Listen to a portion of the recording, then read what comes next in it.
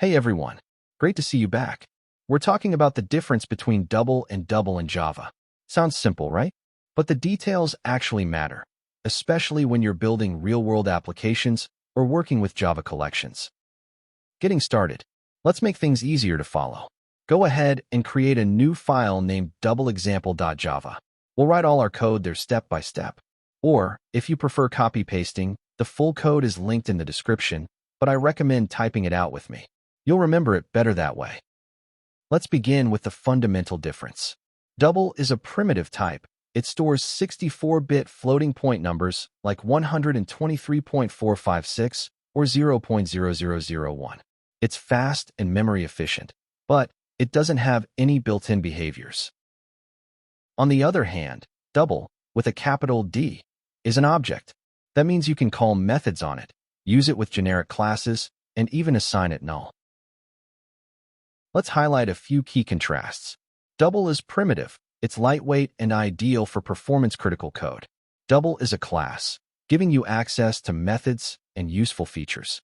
You can't store null in a double, but you can assign null to a.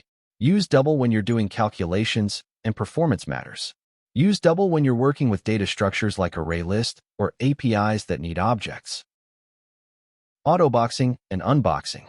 Java gives us a nice convenience. It automatically converts between the two forms. This is called autoboxing and unboxing.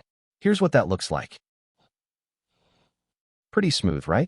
But heads up, if dobj is null and you try to unbox it into a double, Java will throw a null pointer exception. So always check for nulls when working with box types.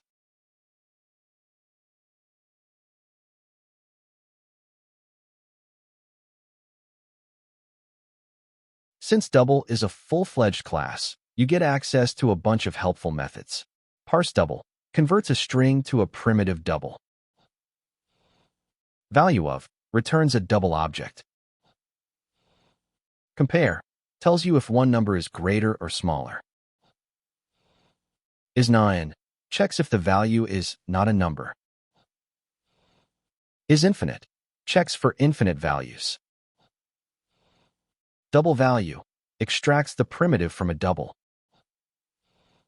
Equals compares double objects for equality.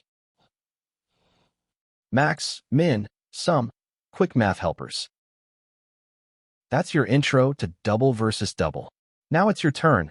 Write some sample code, experiment with nulls, autoboxing, and try out those utility methods.